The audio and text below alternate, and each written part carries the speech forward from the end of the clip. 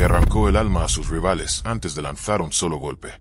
Mike Tyson no solo destrozaba cráneos con los puños, destrozaba la mente de sus oponentes antes de que sonara la campana. Lo miraban, y sabían que estaban acabados. El monstruo más aterrador que ha pisado un ring fue creado, no nacido. Y su historia es más oscura y brutal de lo que imaginas. Con 37 peleas profesionales y 33 knockouts, Tyson no peleaba, ejecutaba. Tenía apenas 20 años cuando se convirtió en el campeón mundial de peso pesado más joven de la historia. Y lo hizo destruyendo a cada oponente como si estuviera poseído. Pero ¿cómo se creó esa bestia? ¿Cómo pasó de ser un niño perdido en las calles a convertirse en una máquina de aniquilar hombres? Hoy vas a descubrirlo. Pero cuidado, lo que estás a punto de ver no es un entrenamiento, es tortura militar camuflada en sudor y sangre. Y al final del vídeo, vas a entender por qué Tyson fue más que un campeón.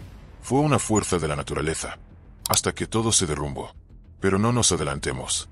Primero, vamos al origen del terror. Mike Tyson nació en Brooklyn, en uno de los barrios más violentos de Nueva York. A los 13 años, ya lo habían arrestado 38 veces. Robos, peleas, caos. Pero había algo más, una fuerza brutal en sus puños que ni él entendía. Hasta que apareció Bobby Stewart, un exboxeador que lo vio golpear un saco con furia inhumana. Le presentó a Cus D'Amato, y ahí nació el experimento. Cus no quería solo entrenar a Tyson. Quería moldear un depredador, crear un arma viviente. Su filosofía era simple. El miedo es real, pero el cobarde huye y el héroe lo usa como gasolina. Y Tyson se transformó en el mejor ejemplo de eso. ¿Quieres saber cómo era el entrenamiento que creó a este monstruo? Presta atención, porque esto no lo aguantan ni los atletas olímpicos. Tyson se levantaba todos los días a las 4 de la mañana. Mientras tú dormías, él salía a correr 5 kilómetros en la montaña, con la mente fija en destruir al próximo rival. No solo corría, lo visualizaba. Se imaginaba esquivando golpes, rompiendo costillas, dejándolos tirados en el suelo. Cada paso era un ladrillo más en la construcción del terror. Terminaba de correr, y ahí comenzaba el verdadero infierno. 2000 abdominales, 500 flexiones. Y no eran ejercicios normales. Las abdominales incluían giros rusos, tijeras, elevaciones de piernas, crunches en bicicleta. Las flexiones, diamante, abiertas, a una sola mano. Todo diseñado para convertir su cuerpo en una máquina explosiva. Pero eso era solo el calentamiento. Después venía el trabajo técnico.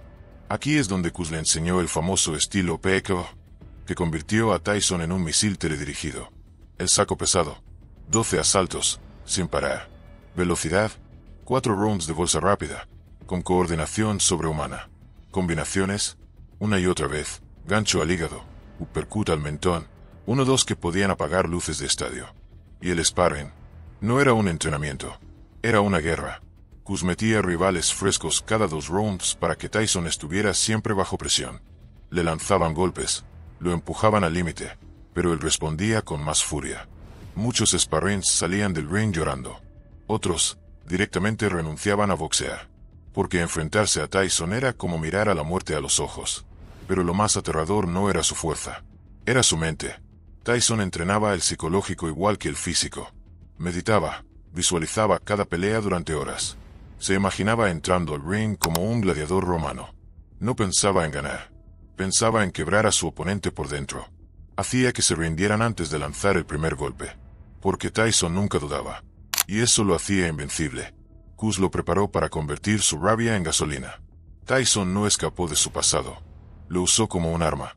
Cada golpe que lanzaba, llevaba detrás los años de abandono, los abusos, el hambre, el dolor.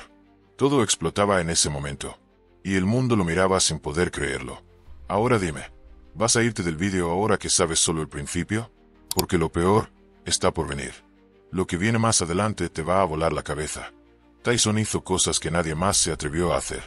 Hay secretos en su entrenamiento que nunca se revelaron. Hasta hoy. Antes de seguir, si has llegado hasta aquí, dale like, suscríbete y comenta abajo si crees que Tyson fue el boxeador más brutal de todos los tiempos. Porque lo que estás viendo, no lo vas a encontrar en ningún otro canal. Y si creías que el entrenamiento era brutal, prepárate, porque esto solo fue la superficie. En unos minutos vas a descubrir lo que pasaba después del gimnasio, los castigos extremos a su cuello, los ejercicios secretos que protegían su cerebro, y cómo cuidaban su cuerpo como si fuera un auto de Fórmula 1. Lo vas a flipar. Después del saco, las abdominales y el sparring, venía el castigo más ignorado, pero uno de los más importantes, el cuello. Tyson hacía puentes de cuello hacia adelante y hacia atrás, aguantando su peso durante minuto y medio por repetición. ¿Por qué? Porque Cus sabía que un cuello débil significaba knockout. El cuello era su amortiguador. Un golpe que tumbaba a otro, Tyson lo absorbía como si nada. Por eso parecía inmortal. Entrenaba su cuello como otros entrenan los bíceps. Y luego, la cuerda. Pero no como tú la usas. Tyson no saltaba cuerda para entrar en calor. La usaba como ejercicio letal de coordinación, ritmo y resistencia. 15 minutos sin parar, con pasos cruzados, dobles saltos, movimientos laterales. Cada fallo, un castigo extra. Tenía que parecer un bailarín de guerra. Y lo parecía. Y los abdominales no terminaban. Después de todo lo anterior, venía la pelota medicinal, de hasta 5 kilos, lanzada con fuerza a su abdomen, oblicuos y espalda baja. Una y otra vez, sin descanso. Su core era de acero porque lo entrenaba como si fuera a recibir una paliza diaria. Y en el ring, así era. Cada entrenamiento simulaba una pelea real. Ahora imagina esto. Llevas horas entrenando, estás reventado, todo el cuerpo te duele. Y Cus dice, ahora vamos con los guanteos. Y no era con un solo rival. Eran 3 o 4, rotando cada 2 asaltos. Todos frescos, menos Tyson. ¿Por qué? Porque así, en el ring real, cuando llegara el round 6, 7 u 8, Tyson ya habría peleado contra el doble de esfuerzo. Estaba preparado para destruir cuando el otro ya no podía ni respirar. Ahora escucha esto. En los entrenamientos, Tyson nunca lanzaba un golpe sin intención de hacer daño. Cada uno tenía que sonar como un disparo. Cada uno tenía que estar perfecto. No existía solo entrenar. Todo era guerra. Cada llave era un mensaje. Si te dejo, te destruyo. Por eso, cuando llegaba la pelea real, su rival ya estaba roto antes de que le tocaran. Y mientras todo eso pasaba, Cus lo obligaba a estudiar. Pero no libros, vídeos, de cada campeón legendario. Dempsey, Lewis, Liston, Marciano, Patterson. No solo copiaba su técnica, estudiaba cómo dominaba mentalmente, cómo destruían la voluntad de sus rivales.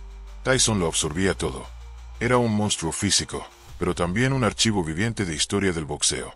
Ahora viene el detalle que muchos olvidan. Tyson comía como un guerrero. No había hamburguesas ni pizzas. Su dieta era de combate. 5.000 calorías diarias, divididas en comida real. Arroz integral, pollo, avena, vegetales, frutas, batidos de proteínas. No comía por placer. Comía por rendimiento. Y cada comida tenía horario militar. Porque el cuerpo también se entrena comiendo. Dormía entre 8 y 10 horas por noche. No por comodidad. Cus lo obligaba. Porque sabía que el crecimiento y la recuperación ocurren mientras duermes. Era obligatorio. Si dormías poco, al día siguiente el castigo era doble. El descanso era parte del entrenamiento. Era parte del dominio. Y luego, los masajes.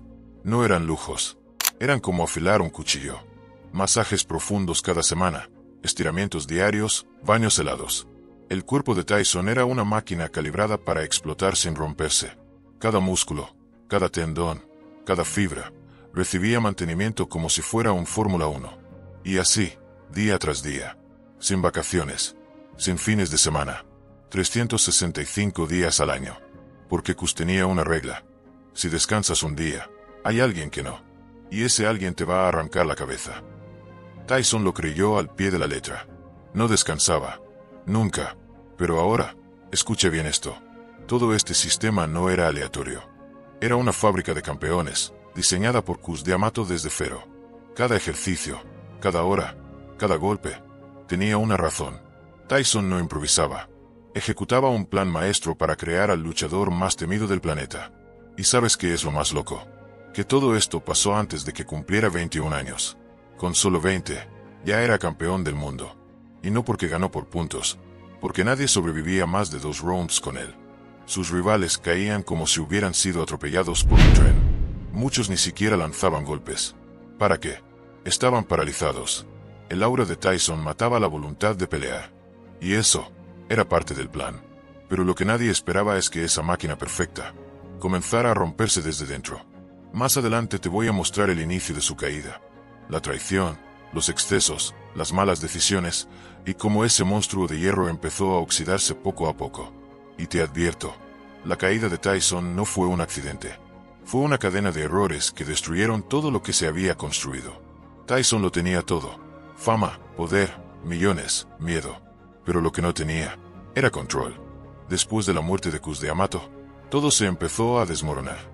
El hombre que lo mantenía enfocado, el que lo contenía, desapareció. Y lo que quedó fue un tigre sin jaula, con hambre, con rabia, y con nadie que lo guiara. Kevin Rooney, su entrenador, fue despedido. Don King, el promotor más polémico del boxeo, tomó el control. Y desde ese momento, Tyson dejó de ser una máquina de precisión, y se convirtió en un volcán sin dirección. Las fiestas llegaron. Las drogas, las mujeres, los excesos. Entrenaba menos. Dormía peor. Comía sin control. El mismo cuerpo que había sido esculpido con sufrimiento, empezó a deteriorarse. Y aún así, seguía ganando. Porque era Tyson. Porque la inercia lo empujaba. Pero esa inercia tenía fecha de vencimiento. En 1990, en Tokio, todo explotó. Su rival era James Buster Douglas, un hombre que nadie creía que podía ganarle. Pero Douglas entrenó como si fuera su última oportunidad en la vida. Mientras Tyson salía de fiesta con desconocidos, Douglas hacía sparring con furia. Mientras Tyson engordaba, Douglas bajaba peso y subía hambre. Y cuando llegó la pelea, Tyson no estaba. Solo su sombra. En el round 10, por primera vez, Tyson no se levantó. Nadie lo creía. Un campeón invencible acababa de ser destruido por un don nadie. Pero el problema no fue la derrota. Fue que Tyson no entendió la lección. En vez de volver al entrenamiento infernal que lo había hecho campeón, se hundió más. Más fiestas. Más escándalos. Más caos. Y luego vino lo peor, la cárcel. En 1992, fue condenado por abuso. 3 años fuera del ring. No solo perdió su libertad, perdió el ritmo, la disciplina, el miedo que generaba. Cuando salió, ya no era el mismo. Físicamente parecía fuerte, pero el fuego interior, esa obsesión con la perfección, se había apagado. Seguía ganando, sí, pero no por ser invencible, sino porque el nombre Tyson aún pesaba. Y entonces, llegó Evander Holyfield. Holyfield no tenía miedo. Sabía que ese no era el Tyson de 1986. Sabía que ese monstruo ya no existía. Y lo enfrentó con estrategia, técnica y mente fría. Le ganó. Limpio. Sin excusas. Tyson no lo soportó. En la revancha, Tyson mordió su oreja. Literal. Desesperado. Frustrado. Sabía que no podía ganarle con boxeo. Y buscó una salida. Pero esa mordida no fue solo una locura. Fue el grito final de un gigante roto. Después de eso, su carrera fue cuesta abajo. Peleas sin sentido. Derrotas contra rivales que, años antes, no habrían durado un round. Y lo más triste, el miedo que generaba, desapareció. Los nuevos boxeadores ya no lo respetaban. No lo temían. Lo veían como una leyenda vieja, vencible. ¿Cómo pasó de ser el depredador número 1 a ser presa? Muy simple. Dejó de entrenar como si su vida dependiera de ello. Perdió el hambre. Y sin hambre, el monstruo se convirtió en humano. Pero aquí no termina la historia.